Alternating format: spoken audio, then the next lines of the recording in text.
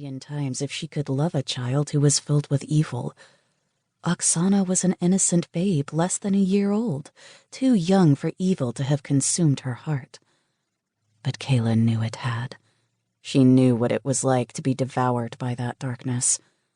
All those months, she'd had the mind of a psychopath, with no love or light inside her. Not a single spark.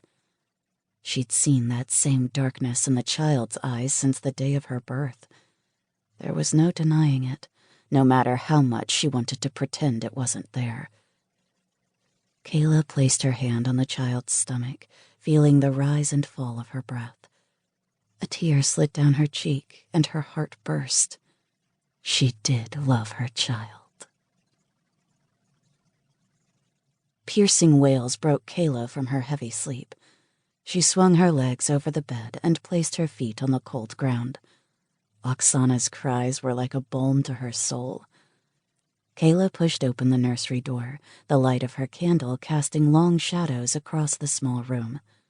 She crept closer and placed the candle on a table, peering into the crib at her child. "Come here, my darling." She picked up the baby and held her. Oksana had grown so much since Kayla and the troops had left 6 months before. The conquest had taken so much from her.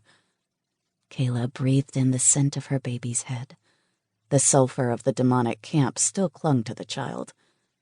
Kayla took a shuddering breath, trying to contain the guilt and despair that raged in her chest. She had to make this right. She had to save her child's soul. She crept from the bedroom and down the stairs to find some milk. In the kitchen, she opened the refrigerator, powered by the witch's magic, and found a glass bottle of cow's milk on the top shelf. She then proceeded to open the cabinets, looking for a bottle or a cup suitable for her baby.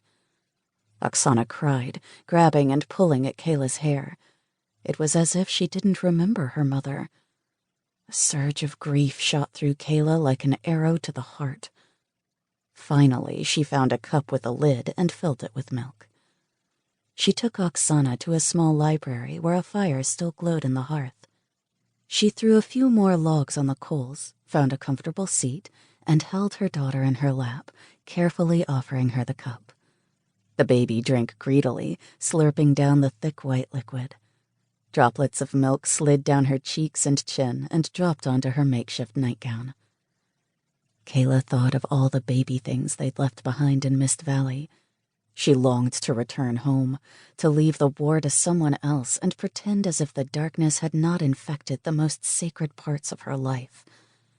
She took a deep breath and let it out, thinking of what lay ahead. Dark thoughts roiled in her mind as she carefully fed her child, but she felt a smile creep onto her face as she gazed into Oksana's bright eyes. The child looked so much like her father, with her black hair and almond-shaped eyes.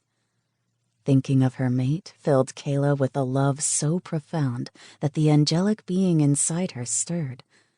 She held her daughter close and basked in the radiance of the familial bonds between her, her mates, and her child. They all loved her, and they loved Oksana no matter whose seed had been planted in her womb. "It's so good to have you home, my darling. I'm never going to let anything happen to you again." Kayla placed her lips on Oksana's forehead, angel wings sprouting from her back. She held her babe in that magical moment with the glow of peace and love swirling around them, radiating beauty, and closed her eyes. A small croak vibrated from Oksana. Kayla opened her eyes, thinking Oksana had burped. Instead of finding a beautiful baby girl in her lap, she found a green-skinned goblin with big black eyes, horns on its head, and warts all over. It croaked again, revealing a mouth full of sharp teeth. Kayla screamed and stood. The goblin tumbled from her lap and onto the floor. "Where's my child? Tell me what you've done with her." "Your baby is in hell," the demon croaked. "My lord says to come get her." The creature scurried out of the library with inhuman speed. Bane gave chase, barking and snarling at the creature. Kayla ran after the beast, skidding into the...